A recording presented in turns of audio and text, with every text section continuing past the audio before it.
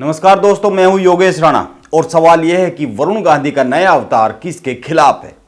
वो देश के युवाओं के साथ है, यह तो तय है। वो आजकल बेरोजगारी के खिलाफ एक मुहिम चलाए हुए है, लेकिन उनकी यह मुहिम भाजपा और भाजपा की सरकार को ही कटघरे में खड़ा कर रही है। वरुण गांधी के नए अवतार पर थोड़े विस्तार से बात करने से पहले यह जानना जरूरी है कि उन्होंने किस बात को लेकर असदुद्दीन ओवैसी का आभार जताया है। यह समझना बहुत जरूरी है, क्योंकि वरुण गांधी इस समय भाजपा के सांसद है। उनको उत्तर प्रदेश की पीलीभीत लोकसभा सीट से जनता ने भाजपा के चुनाव चिन्ह पर जीत दर्ज कराई है। फिर वो असदुद्दीन ओवैसी की तारीफों के पुल क्यों बांध रहे हैं। असदुद्दीन ओवैसी ने हाल ही में एक भाषण के दौरान देश में बेरोजगारी का मुद्दा उठाया। असदुद्दीन ओवैसी ने अपने भाषण में वरुण गांधी के नाम का जिक्र किया। असदुद्दीन ओवैसी के वीडियो को शेयर करते हुए भाजपा के सांसद वरुण गांधी ने लिखा है, बेरोजगारी आज देश का सबसे ज्वलंत मुद्दा है और पूरे देश के नेताओं को इस मुद्दे पर सरकार का ध्यान आकृष्ट करना चाहिए। बेरोजगार नौजवानों को न्याय मिलना चाहिए, तभी देश शक्तिशाली बनेगा। मैं आभारी हूं कि रोजगार के ऊपर उठाए गए मेरे सवालों का असदुद्दीन ओवैसी जी ने अपने भाषण में जिक्र किया। यह वरुण गांधी ने अपने ट्विटर हैंडल पर लिखा है और वरुण गांधी ने देश के सारे सांसदों से आह्वान किया है कि बेरोजगारी पर एकजुट हो सामने आए। गौर करने वाली बात यह है कि असदुद्दीन ओवैसी की राजनीति उत्तर प्रदेश के मुख्यमंत्री योगी आदित्यनाथ की राजनीति के एकदम विपरीत है और योगी आदित्यनाथ की राजनीति को लेकर यह माना जा रहा है कि भविष्य में भाजपा की यही राजनीति रहने वाली है जो आज योगी आदित्यनाथ की राजनीति है, यानी भाजपा योगी आदित्यनाथ की राजनीति पर ही आगे बढ़ रही है। यह एक परसेप्शन है, यह एक मान्यता है आज की राजनीति को देखते हुए भाजपा की। इसके बाद भी भाजपा के सांसद वरुण गांधी उन तीखे सवालों को क्यों उठा रहे हैं जिनसे भाजपा की सरकार पर ही सवाल खड़े हो रहे हैं। यह एक सवाल है। वरुण गांधी इससे पहले भी अपनी सरकार को अपने ही बयानों से, अपने सवालों से असहज करते रहे हैं। वरुण गांधी ने इससे पहले बीबीसी की एक खबर को शेयर करते हुए अपने सोशल मीडिया पर लिखा है, अपने सोशल मीडिया पेज पर, देश के लिए कुछ कर गुजरने की हसरत, मगर हमारे युवाओं को सिवाय निराशा के कुछ हाथ नहीं लग रहा। लगभग 1 लाख रिक्त पद होने के बावजूद सेना में भर्तियां नहीं निकल रही। हताश युवा जो सीमा पर जाकर देश सेवा करना चाहते हैं, वो अब आत्महत्या करने को मजबूर है। क्यों? यह सवाल वरुण गांधी ने उठाया है और यह सवाल सीधा केंद्र की नरेंद्र मोदी सरकार को लेकर है। इसीलिए समझना जरूरी है कि वरुण गांधी क्यों अपनी ही सरकार और अपने ही लोगों के खिलाफ होते हुए दिख रहे हैं।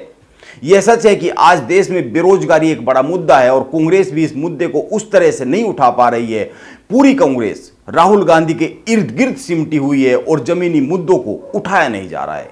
इसीलिए केंद्र की भाजपा की सरकार हो या फिर अन्य प्रदेशों में भाजपा की सरकारें हो, उनके खिलाफ, उनकी नीतियों के खिलाफ या फिर उनकी योजनाओं के खिलाफ या फिर उनकी किसी भी बात की गंभीर आलोचना का काम देश में कोई कर नहीं रहा है।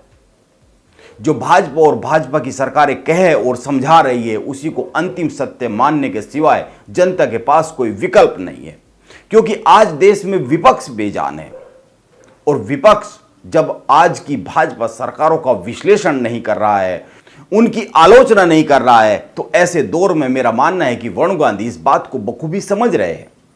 और फिर इस बात पर भी गौर करना चाहिए कि वरुण गांधी नेहरू खानदान से ताल्लुक रखते हैं, इसीलिए उनके लिए भाजपा में उस तरह के अवसर और जगह नहीं है जिस तरह की जगह शुरू में दिख रही थी। पिछले काफी समय से वो भाजपा में बहुत पीछे की लाइन में खड़े हुए दिख रहे हैं। इसको समझने के लिए आप 2 बातों पर गौर कर लीजिए। एक, आप वरुण गांधी के सोशल मीडिया पेज पर चले जाइए, वहां पर उनका हर ट्वीट बेरोजगार युवाओं के लिए है, बेरोजगारी के लिए है, लेकिन वो कहीं ना कहीं नरेंद्र मोदी सरकार के खिलाफ भी है। यह एक समझने वाली बात है। इसी के साथ आपको याद होगा पिछले दिनों जब देश में किसान आंदोलन चल रहा था, उस वक्त वरुण गांधी किसानों के साथ थे। उन्होंने किसानों पर एक किताब भी लिखी है। इसीलिए समझना जरूरी है कि योगी आदित्यनाथ की भविष्य की भाजपा में वरुण गांधी के लिए जगह कितनी है। और यह भी समझना जरूरी है कि क्या यह वरुण गांधी समझ गए हैं कि उनके लिए भाजपा में बहुत ज्यादा स्पेस बचता नहीं है। लेकिन सवाल यह है कि वरुण गांधी के लिए स्पेस भारत की अभी की मौजूदा राजनीति में है कहां। कांग्रेस में भी उनके लिए बहुत ज्यादा स्पेस नहीं है। यह एक समझने वाली बात है। इसीलिए वरुण गांधी कि आगे की राजनीति क्या रहने वाली है, इसको देखना और समझना जरूरी है। क्योंकि मेरा मानना है कि आने वाले समय में देश में हिंदुत्व की राजनीति के साथ साथ दो मुद्दों पर देश की राजनीति केंद्रित होने वाली है, और वो एक बेरोजगारी और दूसरा महंगाई। इन दोनों में से बेरोजगारी पर हालात ज्यादा विस्फोटक होने वाले हैं, क्योंकि महंगाई पर तो फिर भी राष्ट्रीय और अंतर्राष्ट्रीय हालातों का हवाला देकर, कुछ घटनाओं का हवाला देकर, कुछ अन्य माहौल की बातें कर माहौल को डाइवर्ट करने की कोशिश की जा सकती है, जो कि की जाती भी रही है। लेकिन बेरोजगारी एक ऐसा मुद्दा है जिसमें बहुत घालमेल नहीं किया जा सकता है। यह सीधे सीधे युवाओं के रोजगार से जुड़ा हुआ मामला है, यह सीधे सीधे आंकड़ों का मामला है। रोजगार मिला तो ठीक, नहीं मिला तो नहीं मिला। महंगाई की तरह बेरोजगारी के मुद्दे को बहुत ज्यादा मैनिपुलेट नहीं किया जा सकता है, उसमें बहुत ज्यादा घालमेल नहीं किया जा सकता है।